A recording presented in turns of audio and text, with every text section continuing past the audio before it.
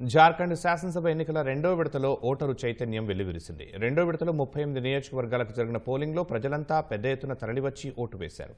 సాయంత్రం 5 గంటల వరకు 67.47% పోలింగ్ నమోదైంది. మావోయిస్టు ప్రభావిత ప్రాంతాల్లో పటిష్ట భద్రత ఏర్పాటు చేసి పోలింగ్ నిర్వహించారు. జార్ఖండ్ శాసనసభ ఎన్నికల రెండో విడత పోలింగ్ ప్రశాంతంగా జరిగింది. ప్రజలు ఉదయం నుంచే పెద్ద సంఖ్యలో పోలింగ్ కేంద్రాలకు తరలివచ్చి ఓటు వేశారు. పటిష్ట భద్రతా ఏర్పాట్ల మధ్య ఉదయం 7 గంటలకు మొదలైన పోలింగ్ సాయంత్రం 5 గంటలకు ముగిసింది.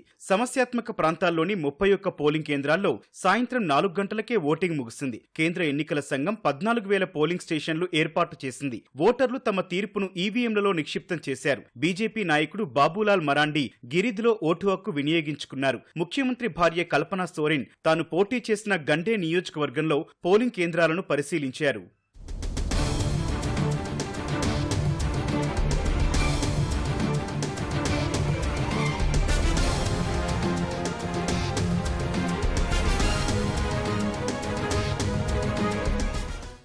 జార్ఖండ్ రెండో విడత పోలింగ్ జరిగిన 38 స్థానాల్లో 528 మంది అభ్యర్థులు అదృష్టం పరీక్షించుకున్నారు. జార్ఖండ్ లో మొత్తం 81 శాసనసభ స్థానాలుండగా ఈ నెల 13న తొలి విడతలో 43 నియోజకవర్గాల్లో పోలింగ్ జరిగింది. 66.18% పోలింగ్ నమోదైంది. జార్ఖండ్ లో జేఎంఎం, కాంగ్రెస్, ఆర్జేడీ, సిపిఐ కలిసి మహాగఠబంధన్ పేరుతో పోటీ చేశాయి. BJP, All Jharkhand Student Union, JDU, Lok Janshakti Ramvilas పార్టీలతో కలిసి ఎన్డీఏ కూటమిగా పోటీ చేశాయి. జార్ఖండ్ శాసనసభ ఎన్నికల ఓట్లను ఈ నెల 23న లెక్కించి ఫలితాలను ప్రకటించనున్నారు.